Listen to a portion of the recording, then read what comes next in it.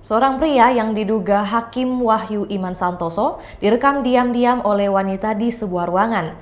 Video itu kemudian viral di media sosial TikTok. Dalam rekaman tersebut, pria yang diduga Wahyu Iman Santoso sedang bercerita dengan seorang wanita. Dalam narasi video tersebut, Wahyu disebut menceritakan soal kasus Sambo CS yang sedang ditanganinya. Video itu diunggah pertama kali oleh akun TikTok @pencerahkasus. Dari penelusuran berdasarkan beberapa postingan, diduga kuat akun tersebut adalah pendukung Ferdy Sambo. Dalam video, seorang pria diduga Hakim Wahyu memakai baju batik lengan panjang hitam, celana abu-abu dan sepatu hitam duduk di sofa sedang menerima telepon.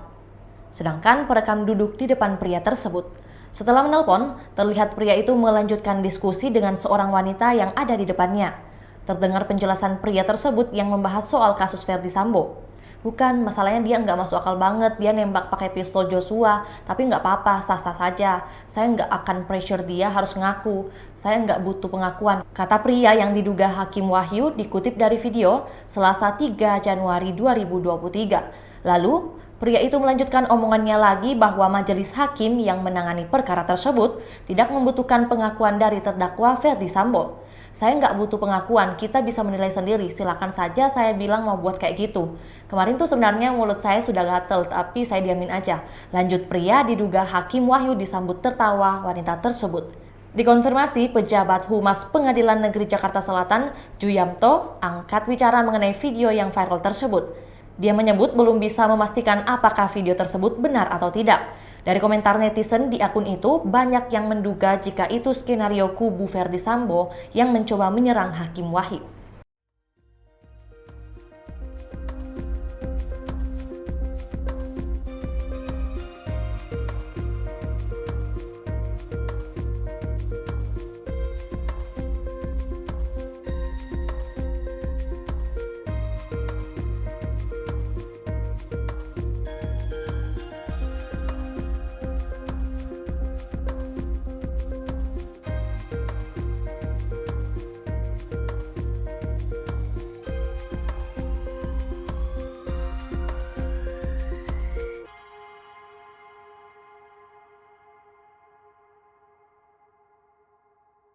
Itulah tadi berita hot news kita pada hari ini. Saksikan berita hot news lainnya hanya di kanal YouTube dan Facebook Tribun Timur.